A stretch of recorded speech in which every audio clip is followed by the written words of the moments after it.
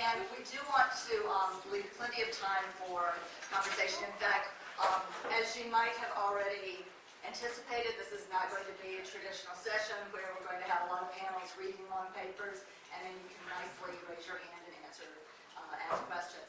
What we really want to do is engage you in a brainstorming, in lots of conversation. I'm Ginger Spivey. I'm chair of the Education Committee. This is the second of 2 sessions that we've sponsored this year. This year. And we wanted to simply make this an interactive session.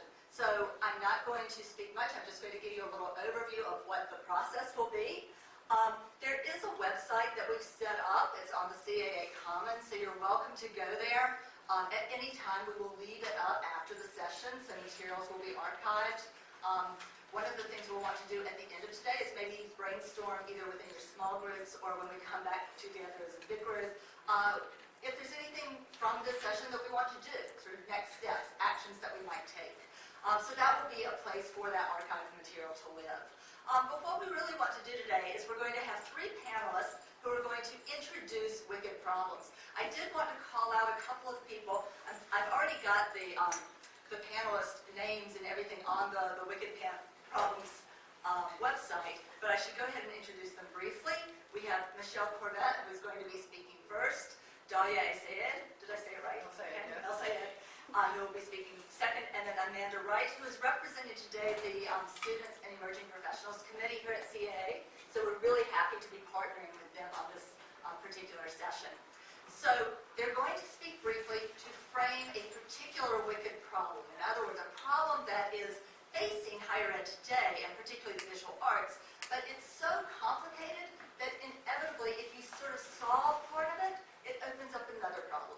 So really asking all of us to problem solve and think about how do we begin to address, we're not going to solve them today, but how do we begin to address them and create conversations, actions, and possibly other things that CAA as an organization can do to hopefully solve them in the long term. So I'm not going to talk anymore, but I will just say, once they've framed the questions, we have some paper set up with little notes about you can go for this problem here, this problem here. I think we have 2, wicked problem 1 over there, wicked problem 3 over there. And then we have some empty paper, so you can create your own wicked problem, or you can choose to start a little subgroup on one of the problems that have been framed. I will let them frame the actual problems for you, and then we'll just sort of see how it goes from there. Thanks so much for coming today. Michelle.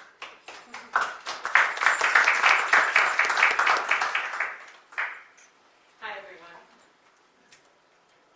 Great. Thanks, Ginger. Thank you guys for being here today. So my name is Dr. Michelle Corbett. I currently teach at Belmont University in Nashville, Tennessee. Before that, I was at the University of London in Goldsmiths in London, England for 5 years. So I appreciate you being with us today. So my problem, Ginger has a slide. I'm trying to frame this problem of how do we prepare undergraduate students for a lack of sustainable job opportunities and professional placements in art-related careers. So what I wanted to talk about and walk you through is the problem itself, some research behind it, and then some possible means of engagement and helping our students who are coming up, who are part of, they're calling millennials and the iGen or Gen Z, to try to understand how to connect their skills and knowledge with our skills and knowledge is really what I'm trying to do. So education, as you know, can be a life-changing experience. It can be a platform for positive difference in the world. It asks us to be entrepreneurial, creative, curious, brave, involved, and willing to take action. Rattel and Weber in 1973 began to frame wicked problems as an understanding of how do we prepare students for jobs that have not been invented, do not exist yet, and how do we use technologies that have not been invented in order to solve problems that are not known. That's why it's a wicked problem, you see. But I'd rather not refer to them as problems per se, but more as challenges. And that's because problems perhaps can have an unintended bias, an implicit bias, that there may be one correct solution. And I find them more to be challenges because there is definitely not one correct solution, but rather a plethora of possibilities that exist for us to explore. So since this is not a one-shot approach, but rather an exploration of possibilities, what is the research telling us about our undergraduate students right now? Artists are highly educated, with almost 60% of artists obtaining bachelor degrees or even higher, compared to 31% of the U.S. Overall educational community of workers. Furthermore, artists are 3.6 times more likely to be self-employed than other workers, and if you can understand 3.6 times more likely to be self-employed, that means 34% compared to 9%, so it's significant.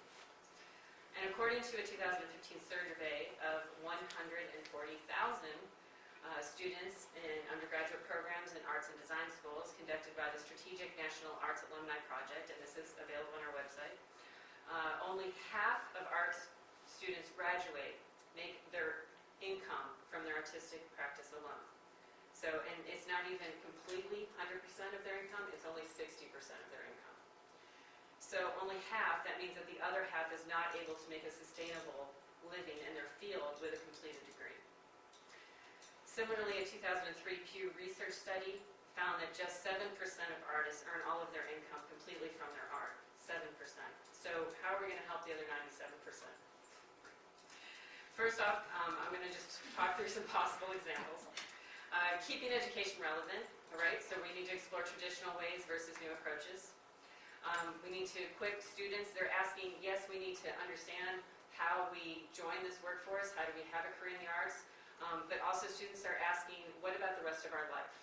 How do we function on a curricular level, but what about our well-being? What about self-compassion? What about flexibility? What about practical guides, like how do we file taxes as artists? How do we sell our artwork? How do we archive it? How do we store it? And then how do we actually speak in front of people? I don't know how many of you are actually in higher education, but the millennials and the iGens coming up, they are facing a crisis in terms of spending too much time in front of devices and not enough time face-to-face, and they're losing their ability to communicate face-to-face. So how do we facilitate that? So as educators, we keep continuing to focus on the how and the why of making creative works without the necessary support to help these young artistic professionals sustain and grow their own practices. I'm proposing, as always, that we create radical change that disrupts and transforms. I'm not interested in incremental change that occurs unnoticed. I'm interested in what we can do as educators and as leaders in our fields, how we almost always have to remember to tread carefully, but also remember that if we are not focused on the future and combining our strengths with their strengths, we will be left out. So what are we balancing? We need to have a balance of 3 abilities that I'm seeing. We have the analytical abilities, which is to analyze, critique, evaluate, compare, contrast. We have practical abilities to apply and utilize, activate. And we have creative abilities to imagine, explore, create synthesis, connect, discover. And something that we've been doing that I've been working on is what I call a curriculum design for emergence.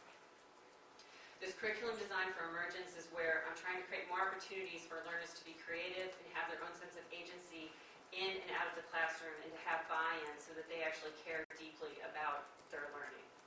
So from day one, investment in a diverse focus of voices. And what this means, this has been revolutionary for me as an educator, is I start my courses not just going over the syllabus, because the syllabus actually doesn't fully exist. I co-create the syllabus with my class, in each class, including foundation levels. It seems like, how do you do that? It's actually not that difficult. So I co-create the syllabus, and we talk about things like cell phone policy. What does it mean to have a cell phone go off, and how do we walk through the idea of it being a distraction? We talk about the different types of learners. I ask them to identify types of learners that they are working with in their other classrooms. And we usually come up with a list about 4 potential types of learners. And this is on the first day, so this is coming from them. They tell me that in classes they have what they refer to as the loud student. And this is a student that tends to dominate class, dominate critiques, always has to be heard. And I'm like, this is great. Okay, so how do we want to encourage the loud student? And I say, what if that loud student has leadership qualities? And what if you decide, oh, maybe I'm the loud student, maybe you can use those leadership qualities then to help another type of student, which is known as the quiet student. And perhaps the times it's the one I forget, and I don't want to forget any of them. So I get this buy-in. We co-create the syllabus. We talk about how do we want to implement technology, because they know a lot more than I do, right? And I say, how do you guys want to implement technology in this classroom? And they said, well, yeah, we want to be able to have our devices out. And I said, well, what policy should we have? Well, if we have to text really quick, can we do that? I said, yeah, I do that too. Is that okay if I have to do it too? And they're like, well, yeah, but you're teaching us. I'm like, yeah, but you're learning from us. Do you see how you start to flip it? And you start to help them understand why that could be a distraction in the classroom? And then we talk about, well, what about using Procreate to do thumbnails instead of a sketchbook? I'm like, yeah, what about that? How many of you have Procreate? Well, maybe only 4 people. All right, so how do we create equality in the classroom? And so then we have a conversation about that. So we co-create the syllabus, then I give them a list, and we co-create the topics to be covered. So I also teach a course called Advanced Studio. And in Advanced Studio, we cover things called critical studies. So I give them a list of 40 possible topics, and those topics include things like art is labor, what is the critical function of a work of art, where is criticality gone, sublime chromophobia, exiled cultures, misplaced identities, lure of the ordinary, etc. They have this whole list. We have a discussion about everything that's on the list. Then they pair up with someone they don't know well yet, just by making eye contact with someone. Then they have a discussion with that person. They come up with a shortened list, and then we have a large group discussion, and we vote on it. And so they have self-agency of what we're actually going to cover in the class. Do I know all 40 topics? Relatively. Do I learn them so I can present on them? Absolutely. Do I work with my colleagues to fill in the gaps? Yes. So then we co-create rubrics, because I'm going to be completely transparent as a younger educator. I ask them, make eye contact with someone else in the class that you don't know well yet. This happens right before critique.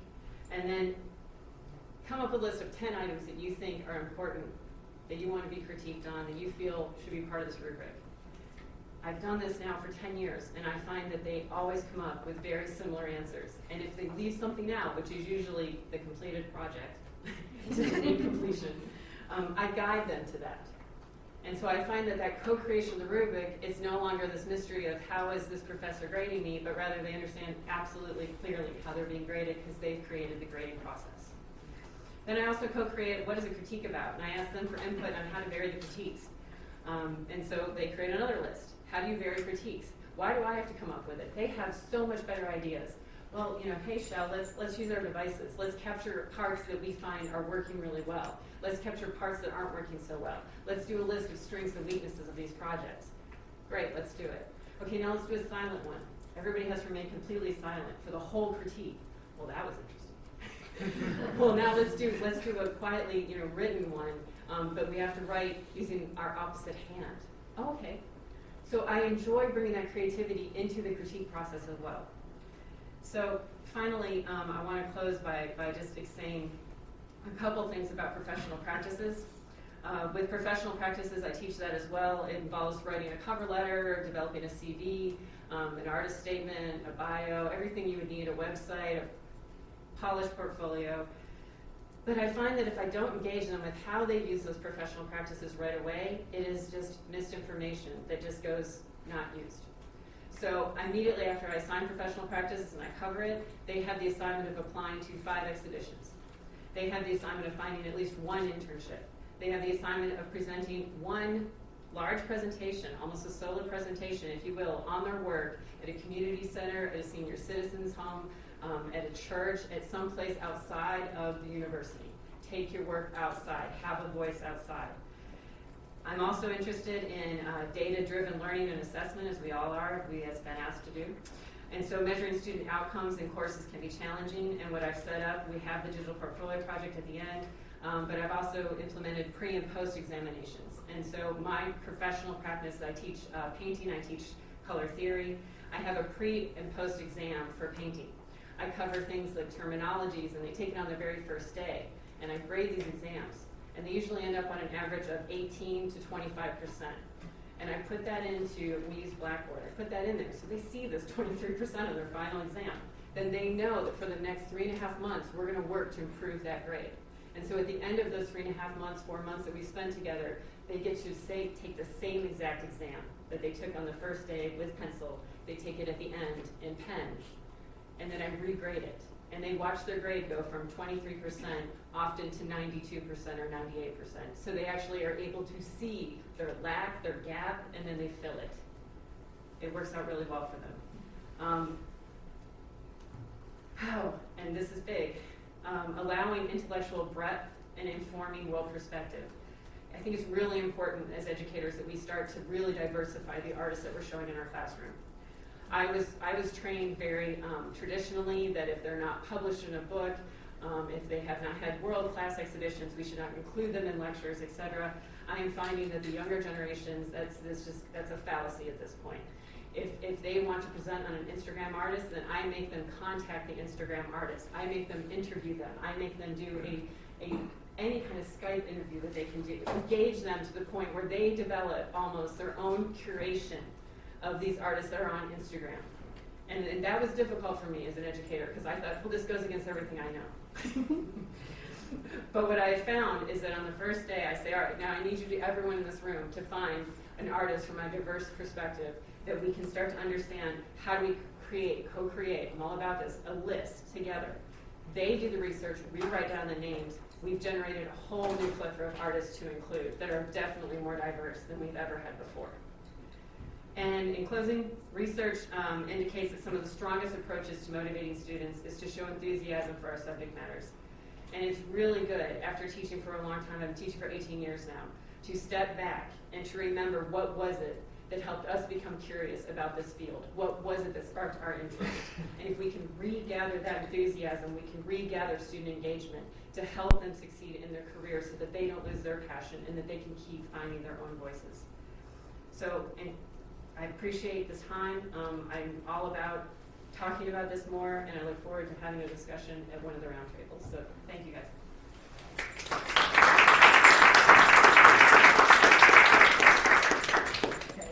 Hi, I'm Dalia El Sayed. I'm an associate professor of fine arts at LaGuardia Community College in Long Island City, where Amazon will not be coming.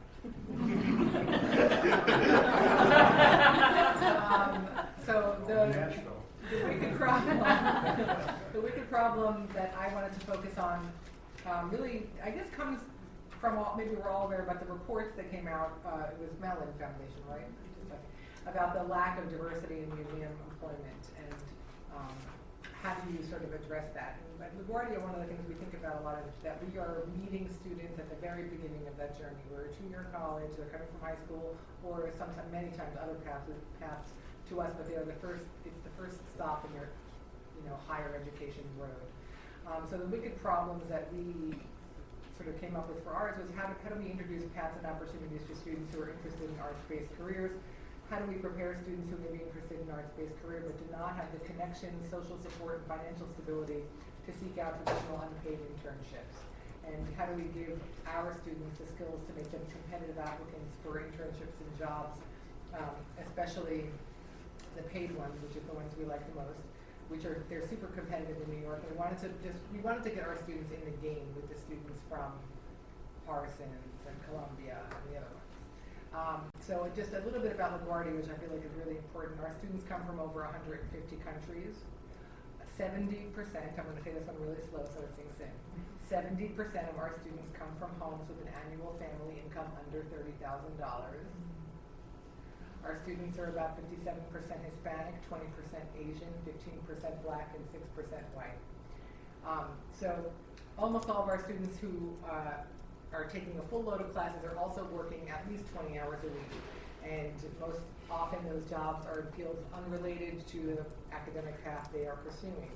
So the big challenge is how do they balance these issues that are real life issues that maybe, we always use that word, the traditional college student. I don't think that really means the same thing anymore, but our students are facing challenges of the work-school life balance, housing insecurity, food insecurity, health issues, cost of transportation, documentation status issues, and very frequently having to contribute to support their families here or elsewhere. So they don't come in, and they're coming from most often, New York City public high schools. So they're coming in without the kind of self-advocacy skills that they need to ask for or seek out opportunities. They don't come in with the co-curriculars from high school that make them prepared or aware of opportunities, entry-level opportunities, internship opportunities. And so that's kind of where we started to think about what we can do. So in light of all those challenges, we have an amazingly robust arts program, and we are really lucky to be located in what's considered an arts capital city. And we wanted to think about how we can support and best prepare students to be competitive with their peers. So the two programs, like there's really three things, but one is an internship program and one is our a course that we developed at the college. So the museum career internship program was really initiated by the American Folk Art Museum. We didn't come up with the idea. They moved their offices from by Lincoln Center. The museum's still there, but their administrative offices and all of their collection moved to Long Island City, about a block away from our college. And so they kind of came up with the idea, approached us, and then they applied to the Mellon Foundation for the grant. So it's a partnership that provides paid internships, $15 an hour. It's an in-depth experience for students who are interested in museum careers. We alert our students that this is a program that we have. We have an information session. Students come to the information session. We tell them about what the program is, and then they apply. They apply with a letter. They apply first to us internally, and from there we take a bunch of candidates, and then we then forward to the museum, and then they interview them, and then they get the internship. There's 8 students a year who do it. It's a year-long program. The first 3 months they are doing study. They are studying folk artists, outsider artists. They're studying conservation, the different departments of the museum. They have class in the museum facility itself, in the offices, and sometimes off-site at Artist Warehouse. So that's the first 3 months.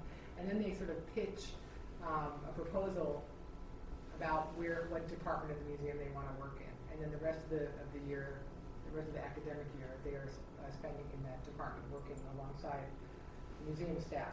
Let me make sure I'm getting everything about the program. So it started in 2015, and the first 3 years were supported by the Mellon Foundation. That sort of halfway ran out, and then they were able to get the New York Community Trust for an additional few years through 2021. So far we've put in 8 times 4, 32 students through the program. It's been incredibly successful, and in extending that program, the New York Community Trust has continued the internship for some students with pay for the next couple of months. The students really respond to it, and the museum really responded to it. I mean, they sort of loved the whole idea. And the idea is that how can we sort of get them in the pipeline to eventually work at a museum in a meaningful kind of way.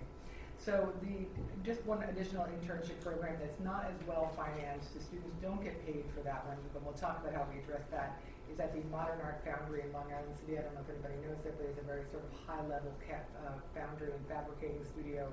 They do conservation as well, and so our students get to go there and work, and they come in with these amazing pictures, and I'm like, what did you do with the internship? And there's like this Louise Bourgeois spider sculpture, and they're like, oh, we're fixing this broken thing, and I'm like, oh,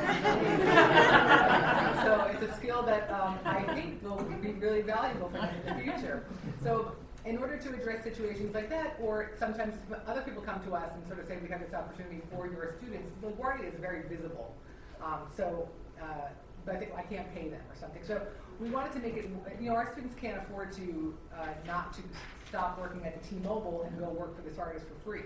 So we figured out a way that might be helpful in offering them academic credit. And this is not new. I'm sure other colleges have this. We actually had an older version of this that we've revised into this experiential learning class. So the experiential learning class, if you are in an internship, you enroll in that class, you do a bunch of requirements for the class, including keeping the journal and all these other things, check-ins, and then you do your work off-site.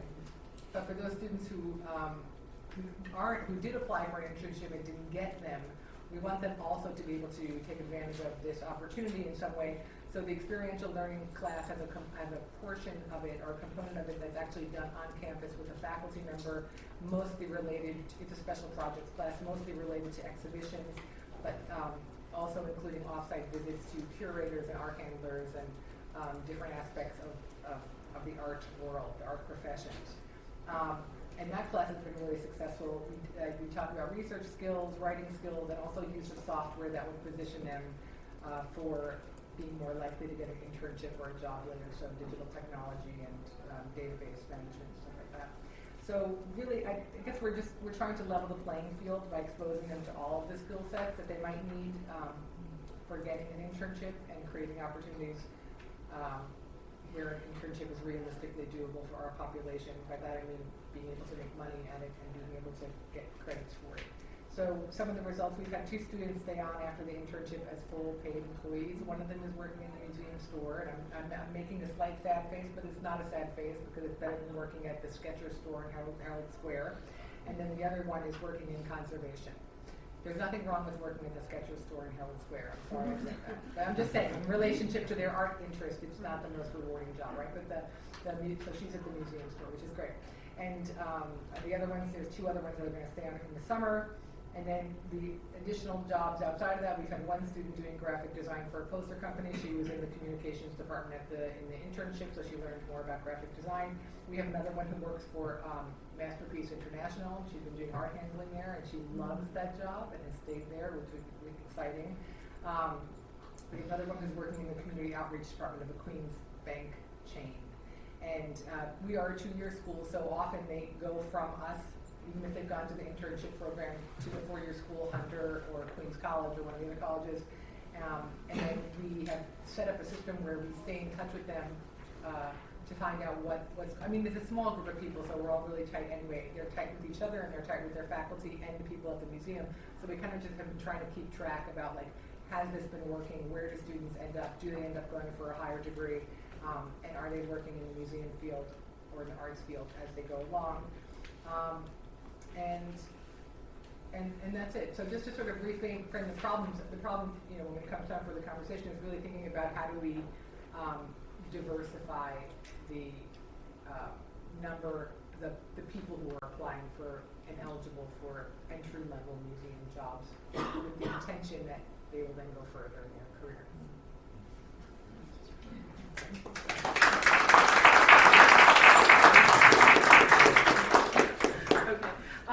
I'm Amanda Longwright. I teach Asian art history in the School of Visual Art and Design at University of South Carolina.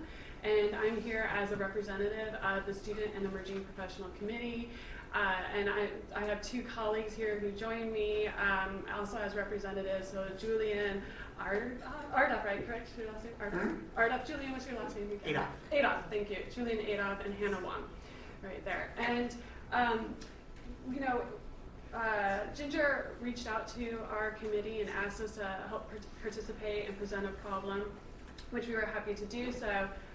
She also mentioned that she really was interested in generating the discussion and giving all the attendees a chance to work together to try to come up with solutions. And I took her at her words. I really kept this short and so we've, you know, we've all heard the depressing statistics, right? The future of the humanities, tenure track jobs, the future of arts-related careers, convince them that they have no possibility of making it through graduate school and finding a job. So what's the balance that we strike? So in our breakout discussion that we're leading, we come from 3 different perspectives. We have Julian, who is embarking on his PhD study this fall, very bravely, right? And we have Hannah, who's a recent holder of a PhD, and she's on the job market, so good luck. And myself, an assistant professor who's going up for tenure. So, very different perspectives. But we wanted to use our perspectives and meet with those of you who are interested in this problem, you know, interested in how you talk to your students, maybe the prospective student who's come to look at joining the program, or maybe one of your graduate students, or sorry, your undergraduate students, maybe the student that you think probably wouldn't do well in a program, a graduate program in art history, or maybe a student who you know would do really well, but then you worry about what would happen to them once they're on the job market. So our breakout group then will share, you know, these different scenarios in which you might face this wicked problem, and discuss potential strategies. And we hope that this will then serve as a platform for the participants in our group to voice your various concerns, but also brainstorm best practices as well. So I'm not going to even, you know, propose any solutions, but that's hopefully something that we can work together to try to come up with. So thank you.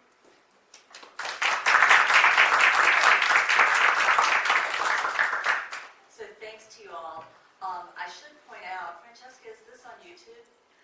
It's not currently on YouTube. Okay. I'm recording it, so we'll So share it the now. speakers' comments will be posted, so you will be able to see them. We can see them through the website that we pointed out, as well as some of the statistics that were being cited, some of the studies. We've got the links and resources to those also on the website, so that material is already available for you if you want to look it up.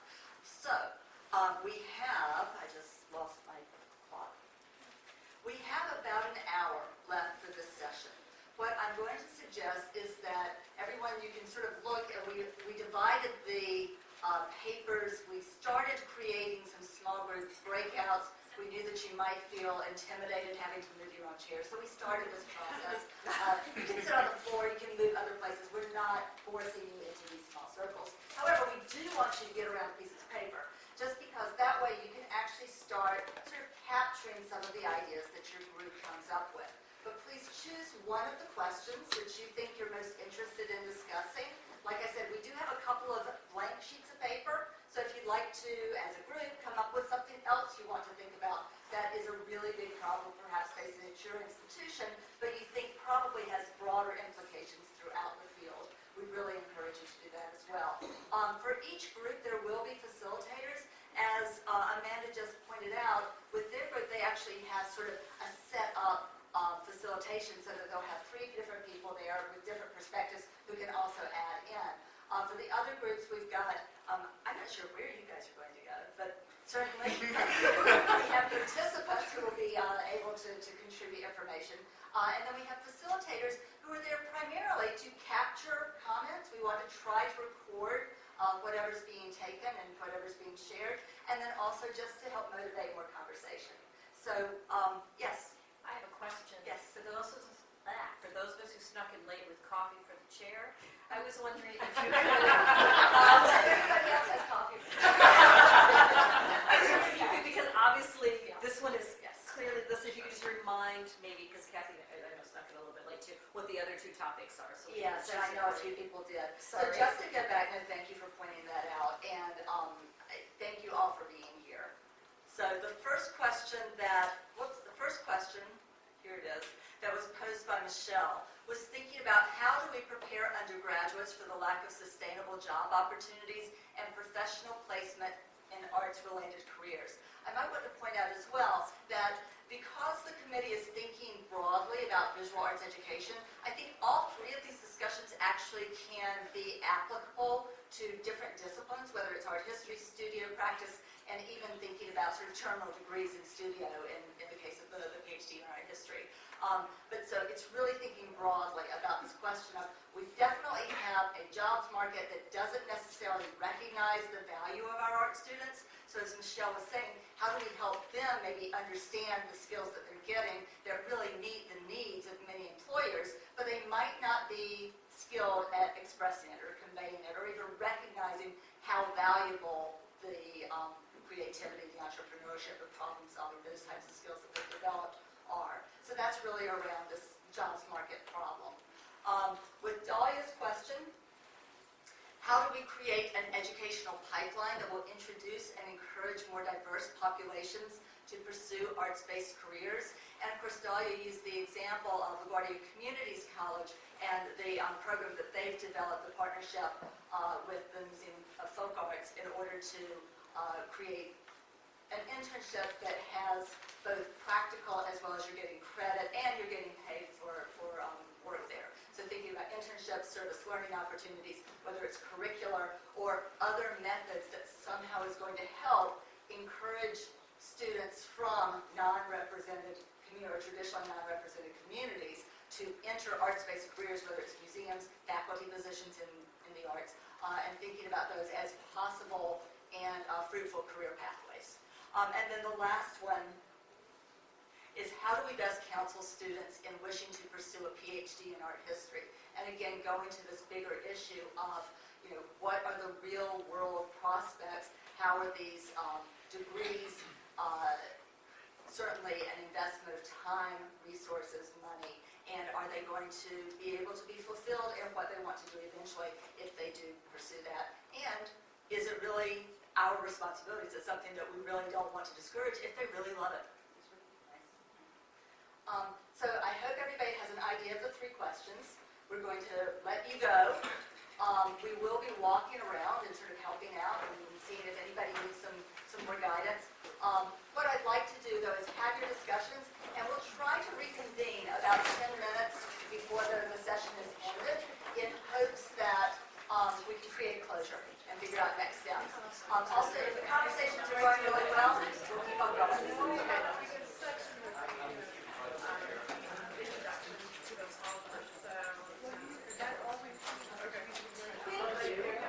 And it's such a balance. It's extremely balanced. It's really helpful to have.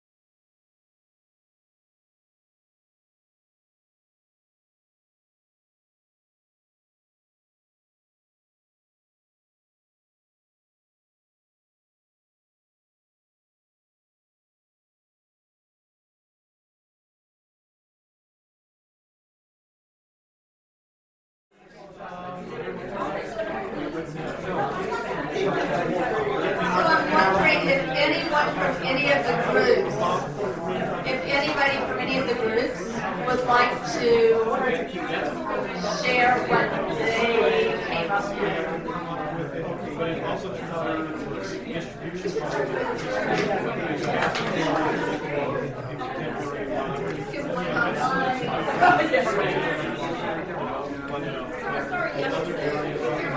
Yeah, we can hear one bit of feedback from. Can we get one bit of feedback from each of the groups, please? So, somebody, Judy?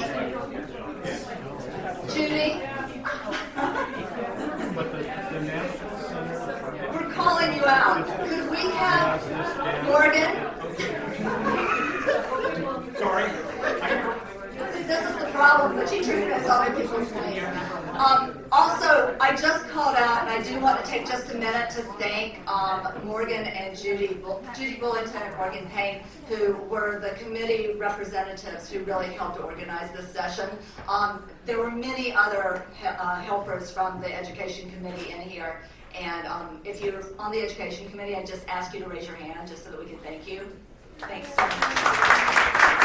Likewise, there were many people representing the subcommittee besides just Amanda and Julian and Hannah. And so if anybody wants to raise their hand as well, just so that we know that you're there, great, thank you. So we only have about 5 minutes, so I would just ask if we could have maybe one sort of synthetic comment or something that really jumped out from each group. So Judy, can you restate the problem that you were focused on? Or just the general? The problem we can put up, the question we can put up on the screen, right? Yeah. We can go back. Yes, so it's about preparing undergraduates for life, the sustainable job opportunities. One of the first things that came out in the conversation is, can we focus on the things that do exist? There are opportunities, there are statistics that suggest that there are emerging jobs in the arts world, and so how can we embed that in the curriculum and other things, capitalizing on design thinking, which is a natural in the visual arts, but can we do a better job of branding that? And then I think another category that I would like to bring up is that there was a lot of focus on the students and how we can encourage them in ways that builds their confidence, that kind of demystifies the whole idea of being an artist in the 21st century and what that means and what that might look like. Thank you. I'm getting the signal from the other people that I've got to get out of here. But I want to quickly, the second which was the diversity pipeline problem. If you want to address that. And if you could just sort of the most Yes. important thing. So the biggest thing we came up with was the idea about internships, paid versus unpaid, and how they're looked at when people are applying for jobs in later points, and whether the university you went to should be included on those, when or what college you went to should be included on your applications for internships, and then the idea of credit hours and whether you should get credit hours for that experiential learning that Dahlia mentioned. But a lot of it was about connecting resources and as faculty and staff and those of us who are in those higher education spaces to act as role models and to give those resources to our students. Thank you. Did I cover it? And then, Yes. Julia. So I'm going to kind of combine maybe three of them really quickly.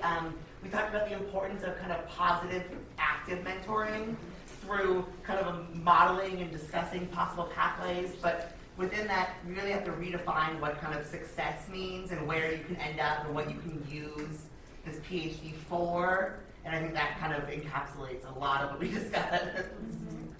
Thank you. One of the things, like I said, hopefully we can have some concrete things that will come out of this already, and I'm hoping we will be taking this down, we'll be putting it up on the website. I can show you the website again just to make sure you have that link. So there it is down at the bottom. Simply, it's on the CAA Humanities Commons. And so we encourage you to go there. There is an interactive space that you can add to discussion. So add things there, put down names. If you've not done it already, exchange cards with people, meet people, continue these conversations here at the conference. But also from the committee's perspective, from the education committee, we've already started talking a little bit more with SEP and with some other committees about possibly using some of these ideas and thinking about subsequent sessions as well as other things that we might do. So I'm really eager to hear from the facilitators, the people who have been capturing this information, if sort of action steps have come out. If, you know, we'll try to pull that in and put things up on the website. But also feel free to email me at the Education Committee website. It's on the CAA's education page, so you can get my email. And anybody else, reach out to us while we're here at the conference.